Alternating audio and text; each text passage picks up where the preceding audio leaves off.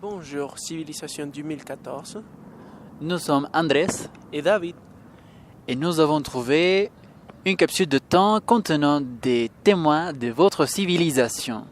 Nous avons trouvé quelques inquiétudes que nous voudrions répondre ici. À continuation, la situation.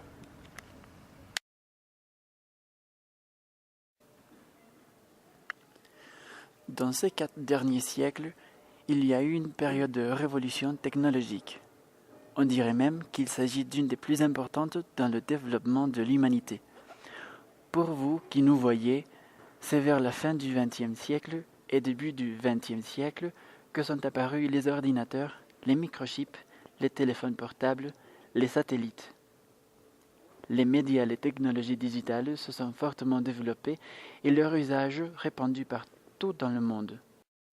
De nombreuses découvertes dans le domaine de la médecine sont aussi présentes pour combattre les nouvelles maladies apparues comme conséquence déjà confirmée de la mondialisation.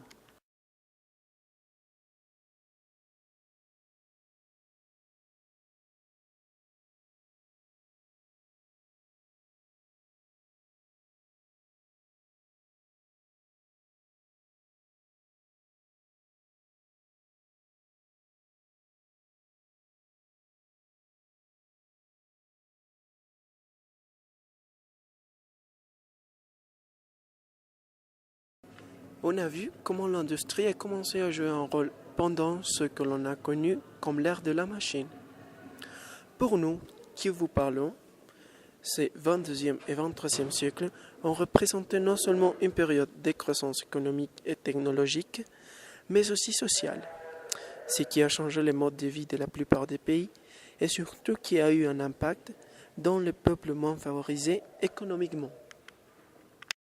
Ce documentaire a pour but de vous montrer comment le monde a changé jusqu'à aujourd'hui, 2247, après tout un processus d'adaptation dans tous les niveaux vers un modèle qui tient compte d'une évolution consciente pour l'humanité et tout ce qui l'entoure.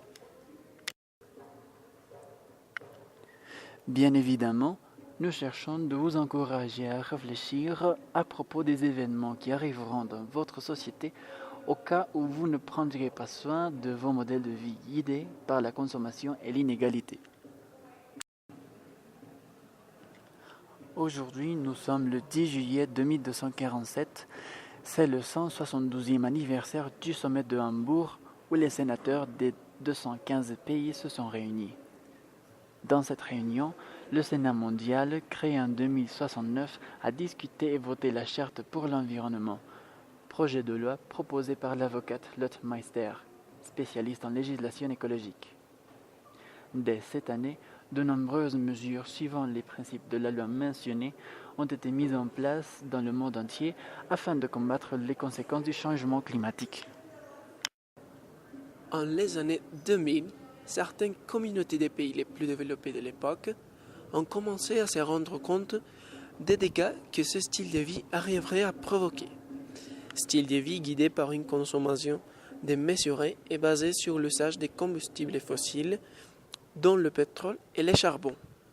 C'est donc le moment où des initiatives ont apparu.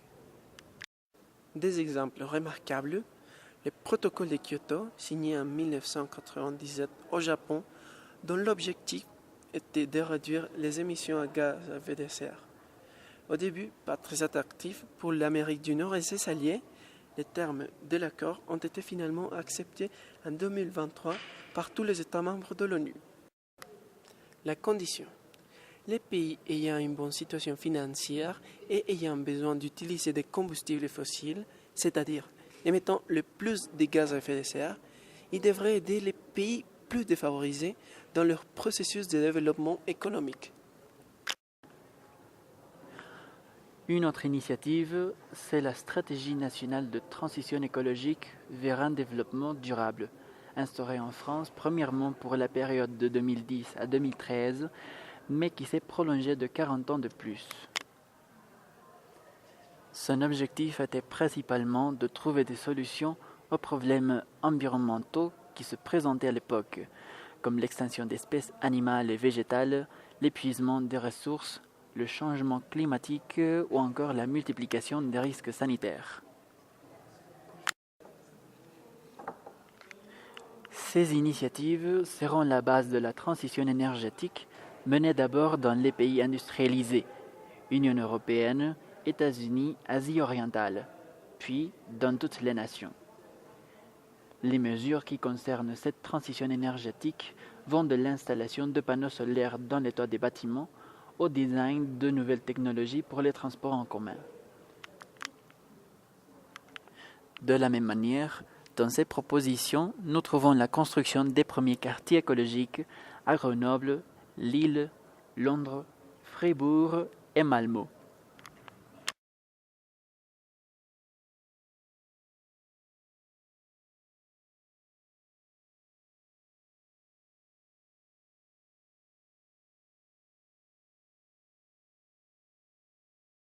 Ces quartiers ont été le point de départ même d'une ville entière située aux Émirats arabes. Masdar City a été un ambitieux projet dirigé par des ingénieurs français dans le but de profiter au maximum de la situation géographique et de l'intensité lumineuse privilégiée de cette zone.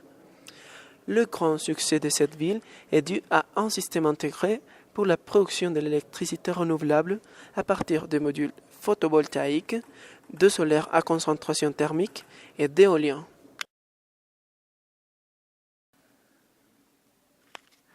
C'est dès l'année 2075 que tous les gouvernements ont tenu compte de l'importance de mettre en place une politique rigoureuse à propos des différentes préoccupations concernant l'environnement et ont décidé d'agir.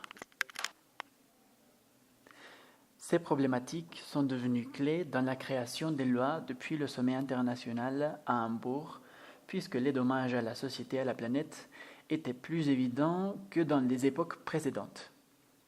Des différences entre les couches sociales de plus en plus marquées, l'accès aux ressources limité aux États les plus riches et les famines chaque fois plus fréquentes. C'est aussi autour de cette année 2075 que tous les partis verts du monde se sont unifiés et ont contagionné leurs préoccupations pour les questions écologiques aux autres partis politiques. De cette manière, il y a eu une grande unification qui impliquait maintenant tous les partis. Donc, chacun s'occupait aussi des problématiques spécifiques qui lui concernaient le plus.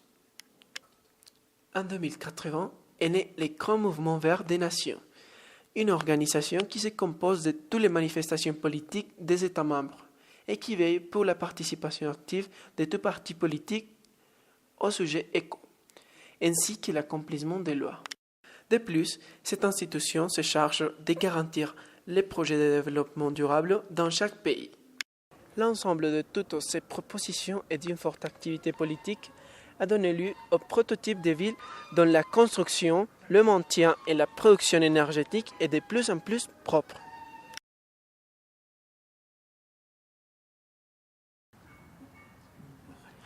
Nous vous encourageons à continuer. À ne pas abandonner vos idées de reconstruction, Conscience collective développement durable. et tout ce qu'une partie de votre société a réussi à comprendre. N'oubliez pas que l'union fait la force.